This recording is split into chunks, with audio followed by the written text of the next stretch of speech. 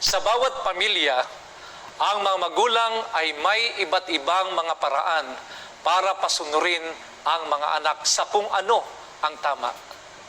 Ang iba ay nagtatakda ng mga batas, pamantayan o regulasyon sa tahanan para magkaroon ng seguridad at maingatan ang bawat membro ng pamilya mula sa kapahamakan. Subalit, ang isang kalimitang problema sa pamilya ay hindi nasusunod ang mga regulasyon. Nahihirapan ang mga magulang sa pagtuturo at paggabay sa mga anak. Paano nga ba matuturuan ng tamang pagsunod ang mga anak? Si J.O. at J.K. Balswick, sa kanilang aklat na The Family, ay naglarawan ng 4 na pamamaraan sa pagpapalaki ng mga anak. Una ay ang neglecting. Ang mga magulang na nasa kategoryang ito ay low in content at low in action. Hindi sila nag-aabalang magturo ng anumang bagay na tiyak at hindi involved sa pagpapakita ng kanilang expectations mula sa kanilang mga anak. Ang mga bata sa ganitong pagpapalaki ay naiiwan para malaman sa kanilang sarili kung ano ang tama at mali at kung paano sila kikilos. Pangalawa, teaching. Ang parang ito ng pagpapalaki ay nagpapahiwatig na high in content at low in action.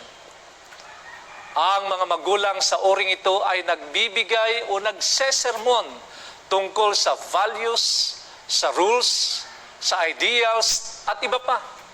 Ngunit hindi naman isinasagawa o pinapraktis sa kanilang sarili ang kanilang mga ipinangangaral. Ang nasabing paraan ng pagpapalaking ito ay nagdudulot ng kawalang respeto sa mga magulang na ang buhay ay di tumutugma sa itinuturo nila sa salita. Ang estilong ito ay madalas na nagpapalaki ng mga masuwaying bata. Pangatlo, modeling. Ito ay nagpapahiwatig ng isang pagpapalaki na low in content at high in action. Ang mga bata ay naiiwan para alamin sa kanilang sarili kung ano ang tamang values, rules, principles at iba pa sa pamamagitan ng pagmamasid sa buhay ng kanilang mga magulang. Dito ay walang direktang verbal na pagtuturo. Totoong ang pagmomodelo ay mas efektibo kaysa simpleng pagtuturo, ngunit ipinapakita ng mga pag-aaral ayon kay Dana Habinich na ang mga pagmomodelo ay may higit na epekto kapag parehong minomodelo at sinasabi ang kanilang ginagawa. Ang ika-4 ay ang discipling. Ang ganitong paraan ang siguradong wastong pagpapalaki sa mga bata. Ito ay high in content and high in action. Ang mga magulang sa kategoryang ito ay nagtuturo sa kanilang mga anak sa pamamagitan ng salita at gawa. Ang salitang disipulo ay nag-uugnay sa salitang disiplina. Minsan, ito ay napagkakamaliang isang punishment o parusa. Ang tanong na madalas na lumitaw ay kung dapat bang pisikal na parusahan ang mga bata sa pamamagitan ng pamamalo o iba pang mga paraan. Ayon sa Kawikaan, Kapitulo 13, ang talata ay 24, ang hindi gumagamit ng pamalo ay napupuot sa anak niya. Ngunit ang umiibig sa kanya ay matiyagang dumidisiplina. Noong panahon ng Lumang Tipan, Isang tungkod ang ginagamit ng pastol na instrumento para gabayan ang mga ignoranting tupa, hindi para pasukuin sila. Tinatapos ang talata sa salitang, ngunit ang umiibig sa kanya ay matiyagang dumidisiplina. Minsan, ang pamamalo na inilalapat na may pag-ibig ay maaaring kinakailangan. Ngunit ang dapat na pangunahing uri ng disiplina ay positibong patnubay. Tulad ng naunang naisaad, ang salitang disciple ay nauugnay sa salitang discipline na tumutukoy sa isang taong tumatanggap ng tiyak na mga ideya, pagpapahalaga o values at nangunguna o gumagabay sa iba na tanggapin o natanggapin din ang mga ito. Ang tunay na disiplina ay positibong paggabay. Sa karamihan ng mga tahanan ay may paghahalo ng mga parenting style. Halimbawa, ang isang magulang ay maaring higit na instrumental na inaasahan ang pagsunod at itinuturo sa mga bata kung ano ang kailangan nilang malaman. Sa parehong pagkakataon, ang isa namang magulang ay higit na relational sa kanyang mga anak. Karamihan sa mga magulang ay likas na malakas sa isang uri ng pangunguna kaysa iba. Ngunit, lahat tayo ay maaaring suportahan ang bawat isa para lumago. Bilang isang magulang, masaya tayo kapag sinusunod tayo ng ating mga anak. Subalit, bigo tayo at malungkot kung hindi sila sumusunod sa atin. Kung inaasahan nating sumunod sa atin ang ating mga anak, ay ganon din umaasa ang ating Ama sa Langit na sumunod tayo sa kanyang mga utos. Nakalulungkot, tulad ng maraming mga magulang, ang Diyos ay kadalasan nabibigo sa kanyang mga anak dito sa lupa. Bakit? Dahil saan mang dako, dahil sa kasalanan, ay nagkalat ang pagsalansang at kawalan ng respeto sa kanyang kautusan at mga tuntunin. Bunga nito ay nagkaroon ng maraming kaguluhan at imoralidad. Maraming mga tahanan ang di masaya at palaging may problema. Maraming mga magulang ang bigo at maraming anak ang nalulungkot at napapariwara. Ang tanong nating lahat, paano nga ba magkaroon ng tunay na kaligayahan sa ating mga tahanan? What are God's rules for a happy home? Ang Diyos na nagmamahal sa ating pamilya ay nagtatag ng code of ethics para sa ating lahat. Ito ang nagtuturo ng tama at mali. Walang hanggang alituntunin na nababagay sa lahat ng uri ng tao sa lahat ng panahon. Ito ang basihan para sa kaligayahan at kapayapaan ng pamilya. Ito ang sinusunod ng lahat ng pamilyang kumikilala sa Diyos.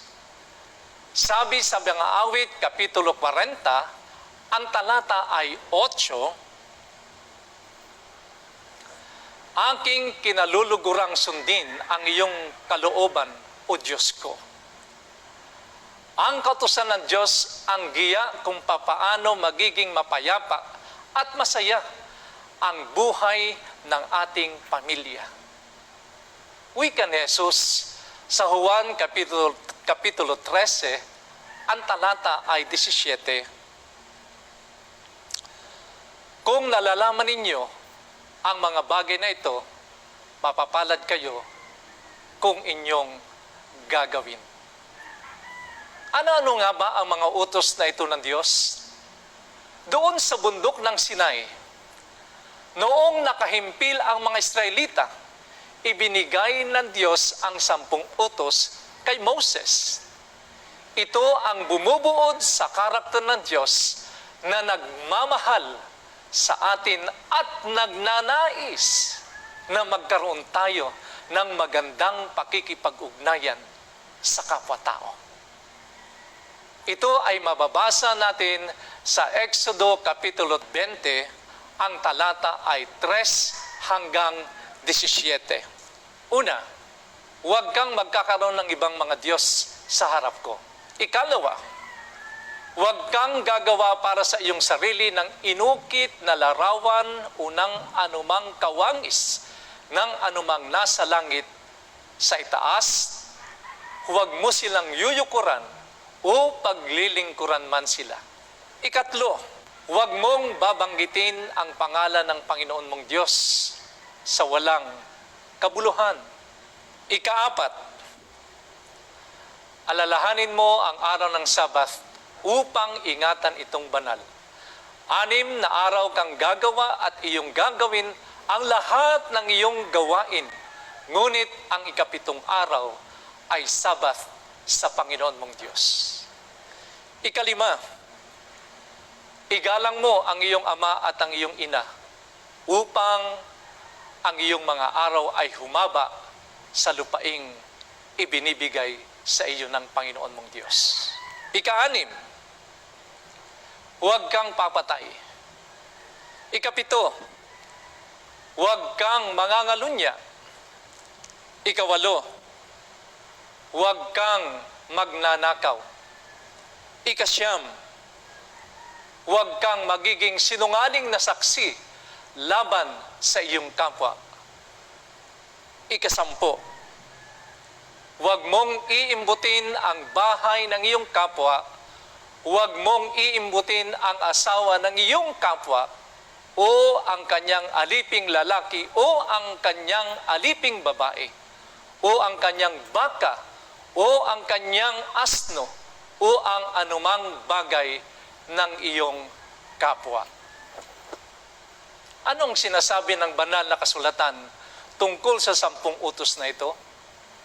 Ang kautusan ay inilalarawan ng Biblia bilang moral na pamantayan ng katwiran.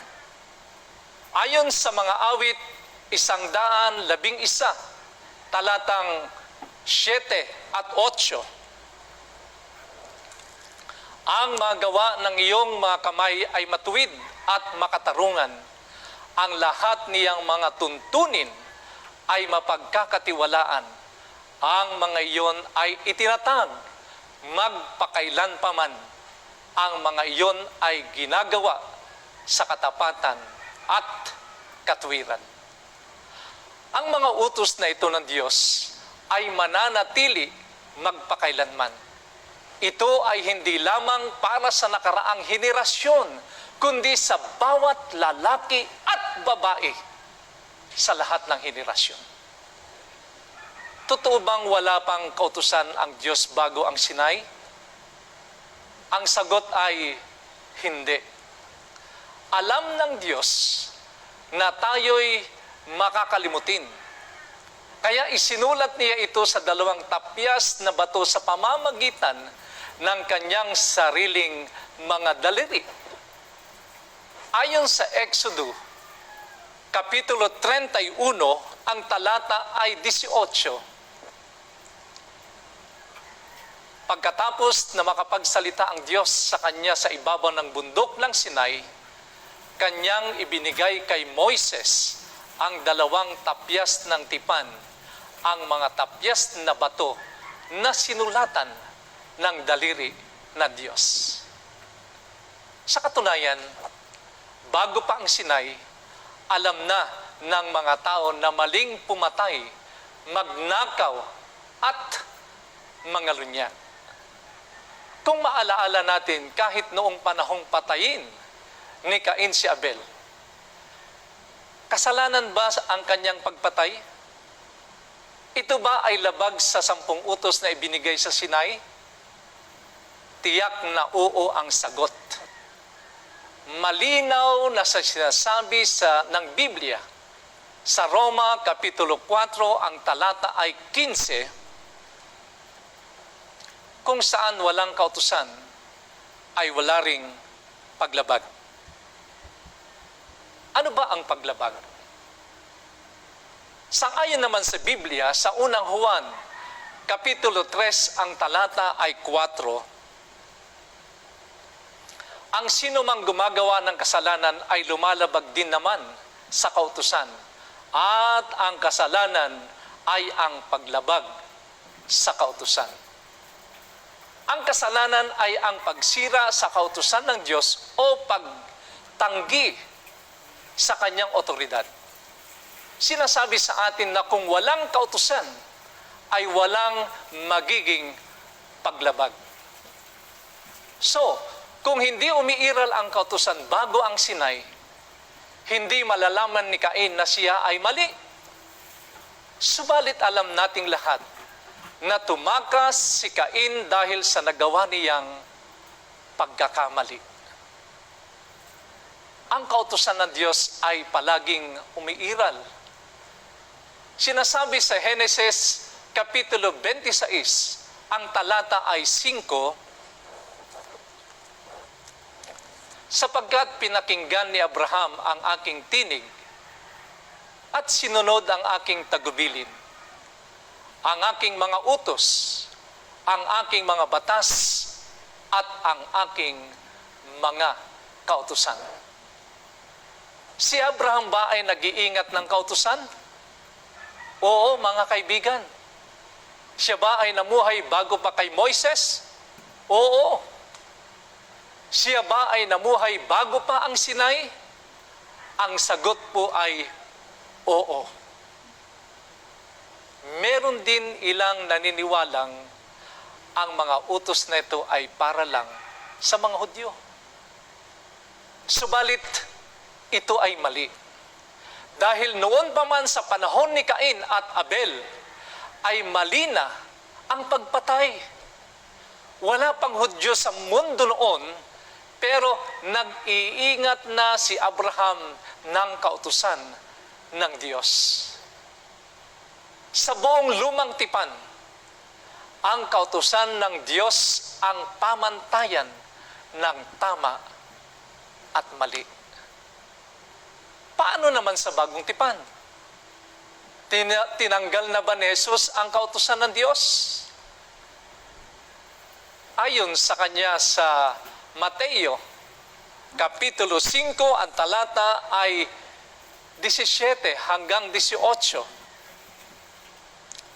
Huwag ninyong isiping pumarito ako upang sirain ang kautusan o ang mga propeta.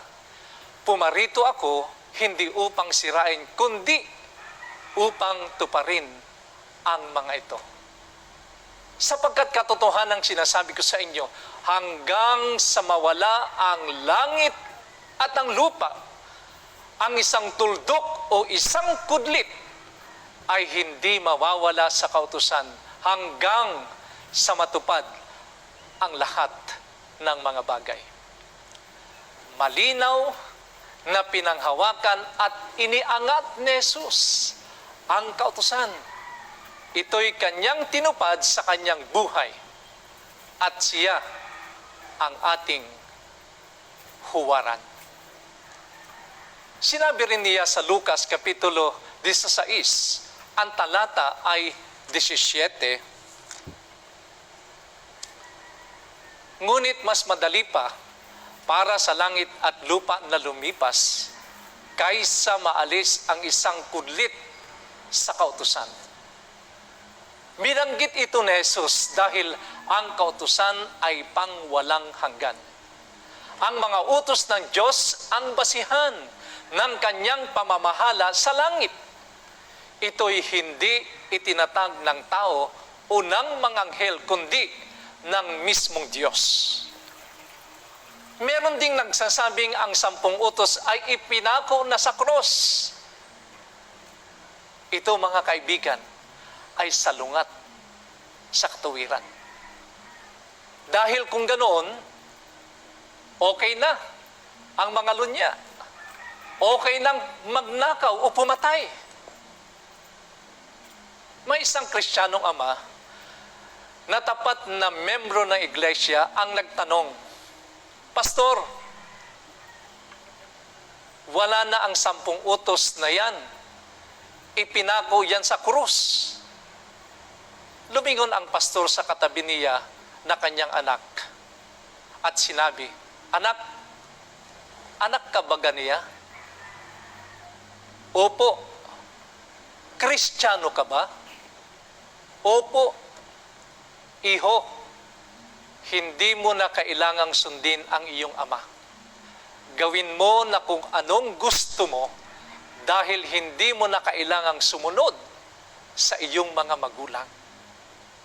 Kagad-agad na problema ang ama at sinabing, hindi yon ang ibig kong sabihin.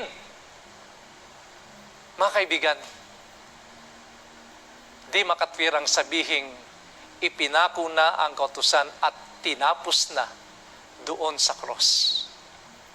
Ang talatang kadalasang namamaling kahulugan ay ang nasa Efeso Kapitulo 2. Ang talata ay 15.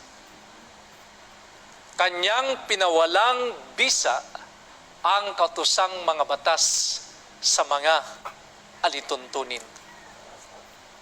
Narito sinasabing pinawalang bisa ang mga kautusang batas. Sa wikang Ingles, sa King James Version, having abolished in his flesh the enmity, even the law of commandments, content in ordinances. Ano daw ang naipako sa krus? Ito ba ay ang 10 utos? Hindi mga kaibigan. Ito ang mga ordinansa o batas sa alituntunin. Sa krus ni Kristo, ang seremonyal na sistema ng pagsasakripisyo ng tupa ang tinapos. Dahil si Kristo na ang kinakatawanan ng kordero ng Diyos ay naialay o namatay na sa krus. Lang si Jesus ay nagpatawad ng kasalanan. Hindi niya sinabing ipinako na ang kautusan sa krus. Sige, lumabas ka at magalo niya ulit. Sinabi ni Jesus kay Maria nang siya ay magkasala. Sa Juan Kapitulo 8, ang talata ay 11. Humayo ka na at mula ngayon, huwag ka nang magkasala. Hindi tayo inihahatid ni Jesus sa pagsuway, kundi sa pagsunod. Sa 2 Korinto, Kapitulo 12, ang talata ay 9, ang aking biyaya ay sapat na sa iyo, sapagkat ang aking kapangyarihan ay nagiging sakdal sa kahinaan. Ako'y lalong magmamalaki na may galak sa aking kahinaan upang ang kapangyarihan ni Kristo ay manatili sa akin. Kayo ba ay nakikipagpunyagi sa kasalanan? Lumapit kay Jesus at ikaw ay kanyang patatawarin. Ang biyaya ng Diyos ay hindi lamang nagpapatawad. Ito ay nagbibigay kapangyarihan at nagbabago ng ating buhay. Ang aking biyaya ay sapat sa iyo. Ano ang pinaglalabanan mo ngayon? Na nagiging sanhi ng kalungkutan at pag-aawayan sa loob ng iyong tahanan? Pangangalunya, pag-iimbot, bisyo? Lumapit sa Panginoon at ikaw ay kanyang babaguhin. Si Jesus ay naghahatid tungo sa pagsunod. Hindi kailanman sa pagsuway. Sa katunayan, sinabi niya sa Juan Kapitulo 14, ang talata ay 15, kung ako'y inyong minamahal ay tutuparin ninyo ang aking mga utos. Kung tunay nating minamahal si Jesus, na nauna nagmahal sa pamilya natin, ay tutuparin natin ang kanyang kautusan. Sabi rin sa Juan Kapitulo 15, ang talata ay 10. Kung tinutupad ninyo ang aking mga utos, ay mananatili kayo sa aking pag-ibig, gaya ng aking pagtupad sa mga utos ng aking Ama, at ako'y nananatili sa kanyang pag-ibig. Sa ibang salita, kapag lumapit tayo kay Jesus, lumuhod sa paanan ng krus, at nilinis at pinatawad tayo ng kanyang biyaya, ang biyayang ito ay papasok sa ating mga puso para bigyan tayo ng kapangyarihang sumunod. Maaring may ilang nag-iisip na ang mga utos ay kinakailangang legalista. Subalit sinasabi sa Juan Kapitulo 5, ang talata ay 3. Sapagkat ito ang pag-ibig sa Diyos, na ating tuparin ang kanyang mga utos, at ang kanyang mga utos ay hindi pabigat. Ang mga kautusan ay hindi mabigat. Hindi isang bagay para paghigpitan ang ating kalayaan. Ang 10 utos ay ibinibigay sa atin ng Diyos para tulungan tayong malaman ang daan ng kaligayahan, ang daan ng kagalakan sa ating pamilya. Ang daan tungo sa tunay na kalayaan ay hindi ang paggawa ng anumang gusto natin. Nang ninanais ng makasalanan nating kalikasan, ang mga paraan ni Satanas ang umaakit at bumibihag sa atin sa pagkaalipin. Ang totoong kalayaan ay sundin ang paraan ng pagsunod na inilalahad ni Kristo, sapagkat ang kanyang mga utos ay hindi mabigat. Sinasabi ng iba, hindi ba itinuro ni Jesus na ang kailangan lang natin ay pag-ibig? Hindi ba ito lang ang sinabi ni Jesus sa isang abogadong lumapit sa kanya nang sinabi ng abogado na, alin ang pinakadakilang utos? Nais ng abogadong ito na bitagin si Jesus. At sinabi ito ni Jesus sa Mateo Kapitulo 22, talatang 37 at 38.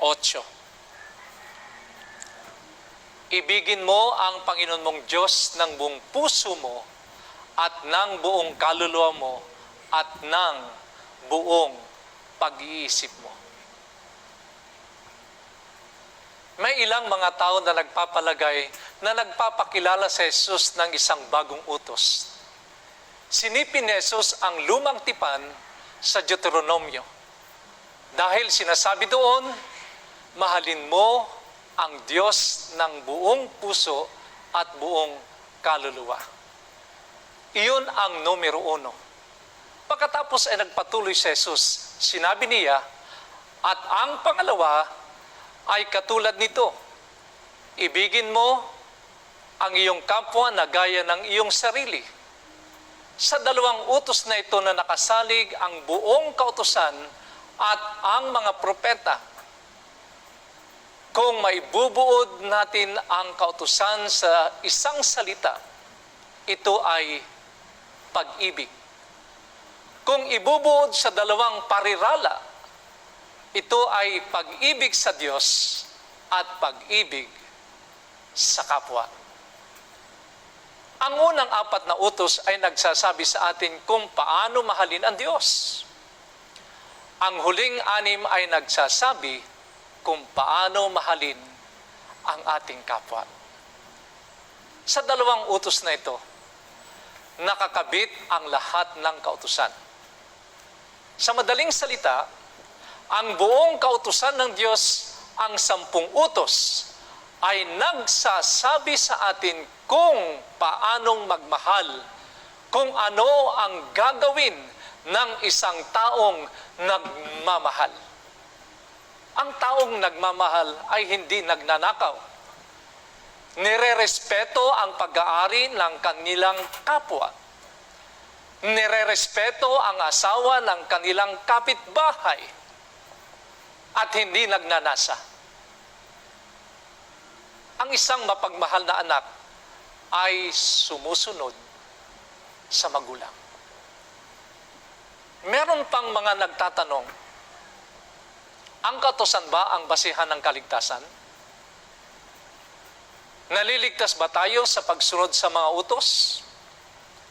Ang sagot ay hindi. Nang si Kristo ay namatay sa cross ng Kalbaryo, nag-alok siya sa atin ng kaligtasan na buo at kompleto. Wala tayong magagawa sa ating sarili para makamit ang kaligtasang iyon. Sinasabi ng Biblia sa Efeso Kapitulo 2, ang talata ay 8 at 9, sapagkat sa biyaya kayo naligtas sa pamamagitan ng pananampalataya, at ito'y hindi sa pamamagitan ng inyong sarili. Ito'y kaloob ng Diyos, hindi sa pamamagitan ng mga gawa, upang ang sinuman ay huwag magmalaki. Ang kaligtasan ay kaloob ng Diyos. Tayo ay naliligtas sa pamamagitan lang ng biyaya ng Diyos. Hindi natin iniingatan ang kautusan para maligtas o para makamit ang pag-ibig ng Diyos. Iniingatan natin ang kautusan dahil ibinigay niya sa atin ang pagmamahal. Ang biyaya ay palaging naghahatid sa pagsusunod. Ang biyaya ba ay maaaring maghatid sa pagsuway? Hindi kailanman. Kapag mas higit nating mahal ang Diyos, mas higit din natin siyang paglilingkuran. Ayon sa Roma Kapitulo 3, ang talata ay 20, sapagkat sa pamamagitan na magawa ng kautusan, ay walang tao na ituturing na ganap sa paningin niya. Sapagkat sa pamamagitan ng kautusan, ay ang pagkakilala ng kasalanan. Hindi tayo maililigtas ng kautusan. Ang gawain nito ay ipaalam sa atin kung ano ang tama o mali. Ito ay maaaring maihalintulad sa isang salamin. Ipagpalagay na ako'y nag-aayos ng makina ng aking sasakyan at nalagyan ng kaunting grasa ang aking mukha. At pag-uwi ko sa bahay at pagyakap sa aking asawa, sinabi niya, "Honey, may kaunting grasa sa mukha mo." Nasaan? Parang wala naman. Dahil hindi ko ito ramdam. At sinabi niyang, tumingin ka sa salamin. Pagtingin ko sa salamin, ay meron nga. Hindi ako malilinis ng salamin. Sinasabi lang nito na meron akong dumi sa mukha at kailangan ko itong hugasan at sabunin. Sa pamamagitan ng kautusan, makikilala natin ang kasalanan. Ipinapakita nito sa atin kung ano ang kasalanan at inihahatid tayo kay Jesus. Ang biyaya ni Jesus ang magpapatawad sa atin, maglilinis sa atin at magbibigay sa atin ng kaligtasan. Kapag nasa ilalim tayo ng biyaya, hahantong tayo sa pagsunod.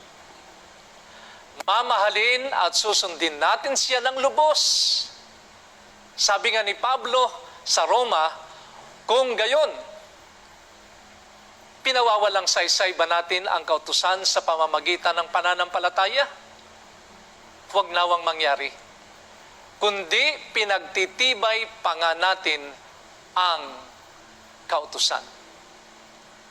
Sa huling mga araw ng kasaysayan, ay may lilitaw na huwad na mga guro.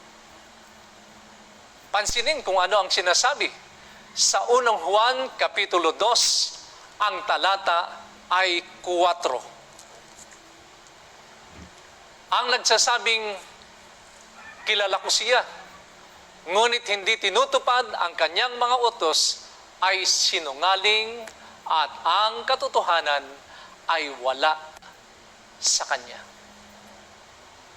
Kung nais mong malaman ang totoo, huwag tumingin sa ilang grupo ng mga tao na nagsasabi sa iyo na hindi mo kailangang sundin ang kautusan ng Diyos. Kung nais mong malaman ang katotohanan, huwag pumunta sa ilang mangangaral na nagsasabi sa iyo na ang kautusan ay ipinako sa krus o inalis dahil sinabi ng Biblia. Ang nagsasabing kilala ko siya at hindi sinusunod ang kanyang mga utos ay isang sinungaling. At ang katotohanan ay wala sa kanya. Si Juan, noong siya ay nasa isla ng Patmos, ay sumulat tungkol sa mga taong madadatnan sa mga huling araw. Tungkol sa bayan ng Diyos sa katapusan ng panahon. Sa huling aklat ng Biblia, sa aklat ng Apokalipsis, Kapitulo 12, ang talata ay 17. Nagalit ang dragon sa babae at umalis upang digmain ang nalabi sa binhi ng babae. Ang mga tumutupad sa mga utos ng Diyos at ang mga may patutuo ni Jesus. Narito ang isang grupo ng mga tao sa mga huling araw. Hindi sila umaayon sa pressure ng lipunan. Hindi sila sumuko sa etika ng lipunan o tradisyon sa kanilang paligid. Hindi nila ginagawa ang ayon sa kalooban nila. Ginagawa nila ang kalooban ng Diyos. Sa kanilang puso, mahal nila siya. Kaya't kapag si Jesus ay muling dumating, sinasabi sa Apokalipsis Kapitulo 14, ang talata ay 12, narito ang panawagan para sa pagtitiis ng mga banal. Sa mga tumutupad sa mga utos ng Diyos at humahawak ng matatag sa pananampalataya ni Jesus. Sa mga huling araw ng kasaysayan ng sanglibutan, ang Diyos sa katunayan ay magkakaroon ng isang grupo ng mga tao. Mahal nila si Jesus. At dahil dito, meron silang pananampalataya kay Jesus at sinusunod nila ang kanyang kautusan. Ang pag-ibig sa ating puso ang naghahatid sa pagsunod kay Kristo. May isang kwento na tunay na nangyari tungkol kay Kim noong taong 2004. Siya ay nalulong sa ecstasy. Nanalo sa Ohio State Lottery ang kanyang asawang lalaki ng milyong-milyong dolyar. At masyadong naging masaya si Kim dahil siya rin ay naging instant millionaire. Pero may problema. Dahil si Kim ay nangaliwa, meron siyang boyfriend, hindi ang kanyang asawa. Nakikipagkita siya sa ibang lalaki at ngayon gusto niya ng maraming pera pero ayaw na niya sa kanyang asawa. Kaya napagpasya niyang mag-hire ng hitman para ipapatay ang kanyang asawa.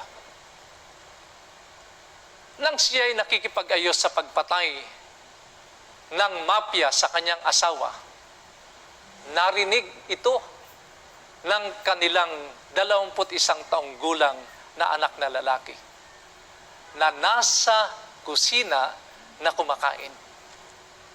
Narinig niya ang usapan sa telepono. Kaya, kaagad niyang sinabi ito sa kanyang ama.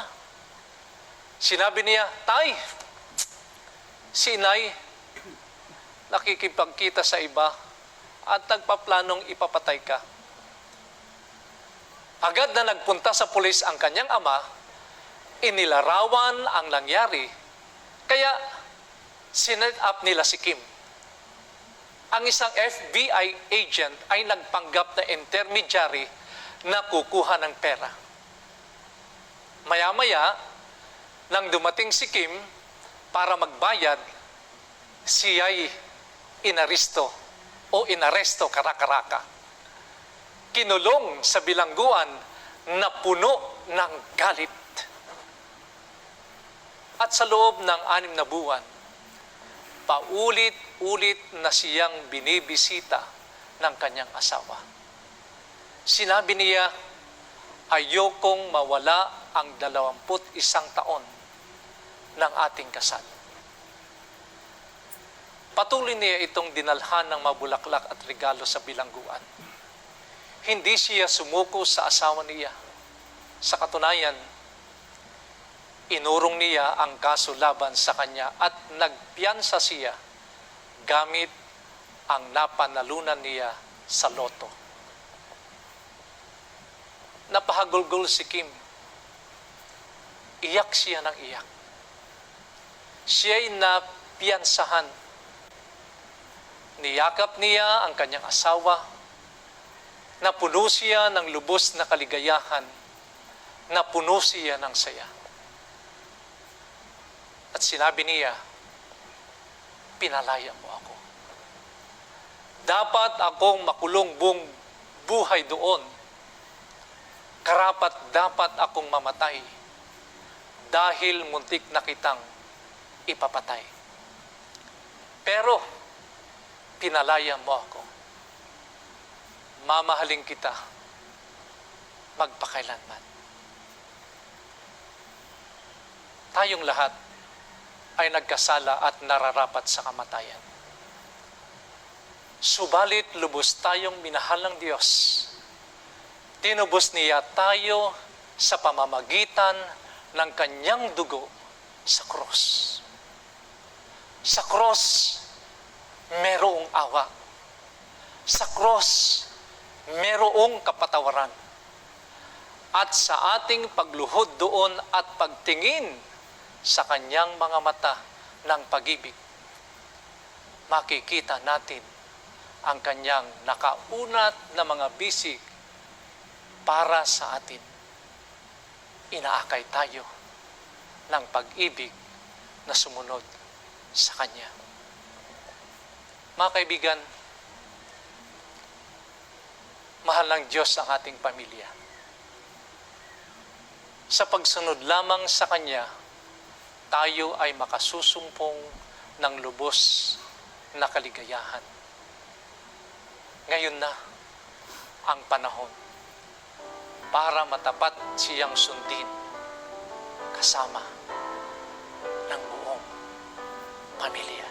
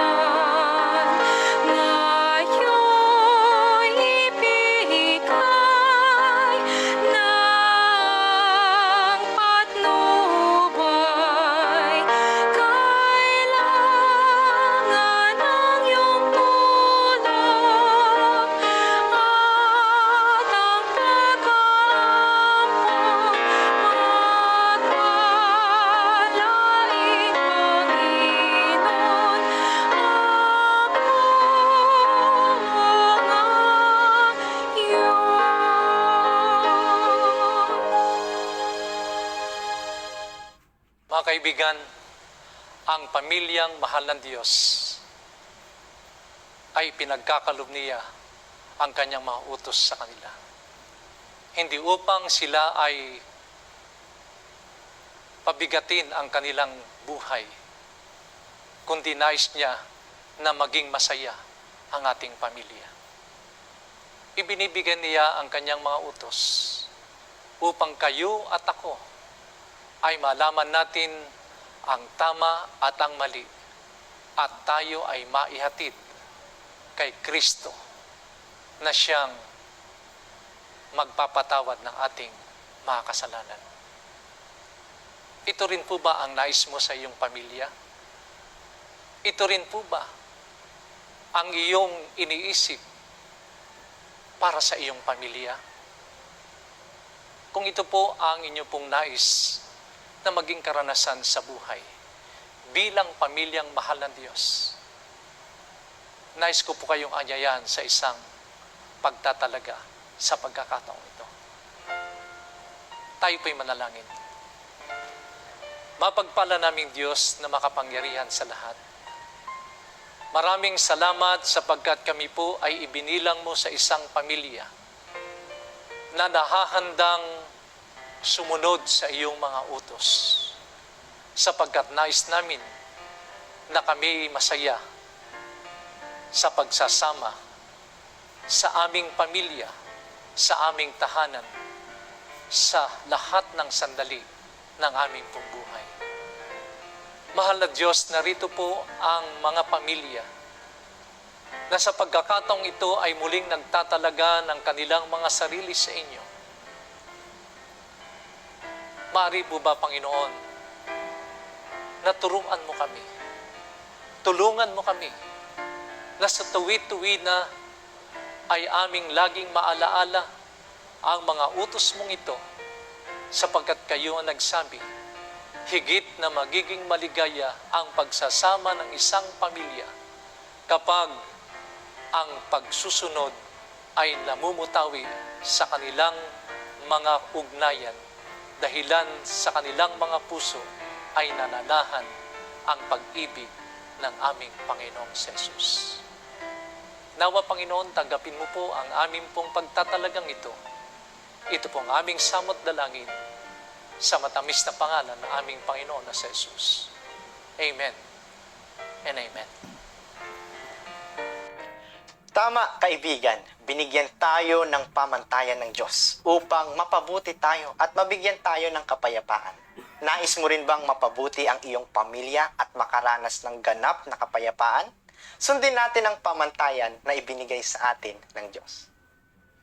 Ikinagagalak namin na makasama kayo sa ikalimang bahagi ng ating pag-aaral. Samahan muli kami bukas sa ganito ring oras at ating matutunghayan ang kaloob ng Sabat at kaakibat nitong pagpapahinga para sa ating mga puso at pamilya. Kaya kaibigan, kung ang nais mo'y sambahayang, pinagbubuklod ng pag-ibig at nagtitiwala sa pangako ng Panginoon, huwag kalimutan na ikaw at ang iyong tahanan ay kabilang sa Pamilyang Mahal ng Diyos. Maraming salamat po sa inyo at pagpalain kayo ng Panginoon. Kung tayong pamilya ay nangangailangan ng family time, ang Diyos din naman ay nagmamahal sa atin, ay naglaan ng natatanging panahon para siya'y alalahanin, kilalanin, at sambahin bilang manlalangin. Nagpahinga siya sa ikapitong araw, hindi dahil sa pagod siya, ngunit dahil alam niyang napapagod